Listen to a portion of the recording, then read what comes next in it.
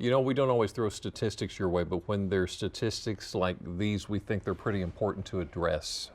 You can read it for yourself. The 5-year survival rate for people with pancreatic cancer is only 10%. So when doctors diagnosed Bill Shreves of Easton with the disease and told him to get his affairs in order, you can probably imagine what was going through his mind. That was 10 years ago. This is Bill today. Bill, thank you. Hey, we are so happy here. you are here with us I'm today. glad to be here this afternoon. Yeah, so the diagnosis came on November 19th, 2010. How did you know something was wrong? I was exhibiting some symptoms, which is pretty rare with pancreatic cancer. You don't get a lot of symptoms and they're pretty vague. But I was exhibiting some symptoms. I went to the doctor, had some tests done, and they found the tumor. Oh, boy. So this is one of the deadliest forms of the disease. Yep. This year, 57,600 people will be diagnosed with pancreatic cancer in the U.S., and 47,050 will die, most in the first 5 to 7 months. Only 1 in 4 live a year. How did it feel to find out you were one of that number? Well, to tell you the truth, when I was diagnosed, I didn't know where my pancreas was in my body or Right. what it did, and I didn't really know about the statistics, so that was probably good. A week later, I had a Whipple procedure, which is the surgery for pancreatic cancer. After that, in January, I was scheduled to get a CT scan to start a clinical trial. I got the CT scan, and my oncologist called me and said, I don't usually do this over the phone, but you have spots on your liver. The cancer has metastasized, and it's now stage 4. And that's never good. Get your affairs in order. But she also put me on a new chemo treatment that had just come out of clinical trials called FOLFIRINOX. And in 3 months, half the spots were gone, all but one. And in 6 months, all the spots were gone, and I've been cancer-free ever since. That was 10 years ago.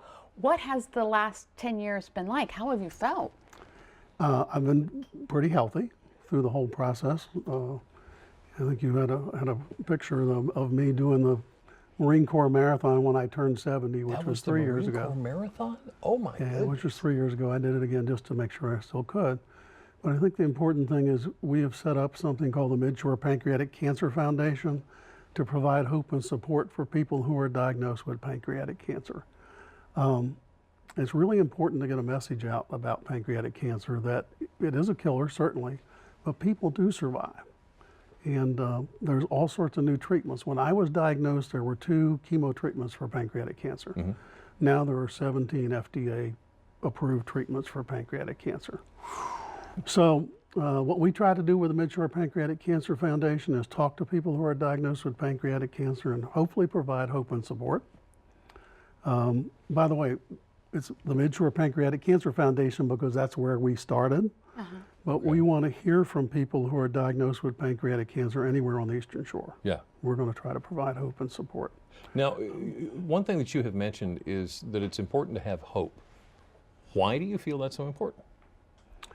I think a positive attitude and hope are important no matter what your diagnosis if you've got a what is termed a terminal disease. Yeah.